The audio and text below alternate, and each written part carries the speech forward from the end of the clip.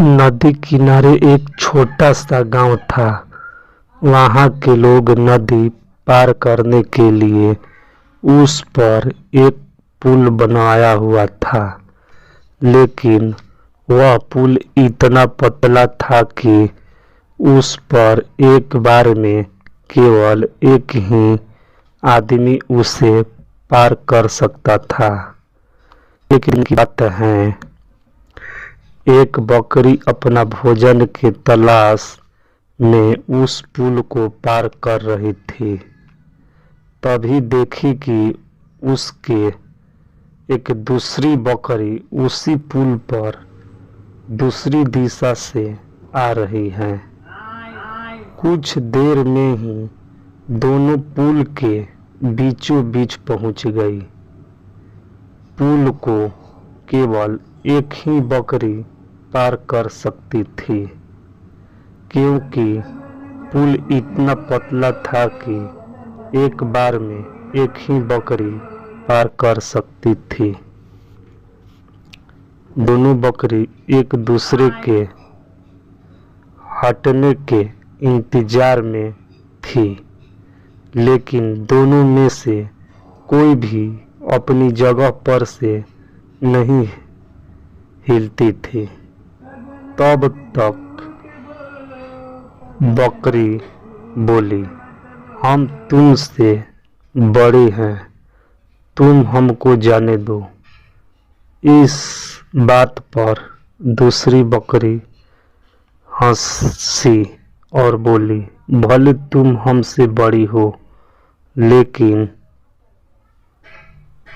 हम तुमसे ताकतवर और कलाकार हूँ। मैं जल्दी से ये पुल पार कर लूँगी, इसलिए तुम हमको जाने दो। पहली बोली, मैं बड़ी हूँ, तुमसे ज़्यादा कलाकार हूँ, इसलिए मुझे जाने दो। कुछ देर तक दोनों बकरियों में इसी तरह बहस होती रही और धीरे धीरे बहस झगड़ा में बदल गई और दोनों बकरी लड़ने लगी और लड़ते लड़ते नदी में गिर गई। नदी की तेज धार में वह डूब गई। कुछ देर बाद दो बकरियां विपरीत दिशा से उस पुल पर चलते हुई आई और बहस करने लगी कि कौन पीछे हटेगी और कौन दूसरे को रास्ता देगी।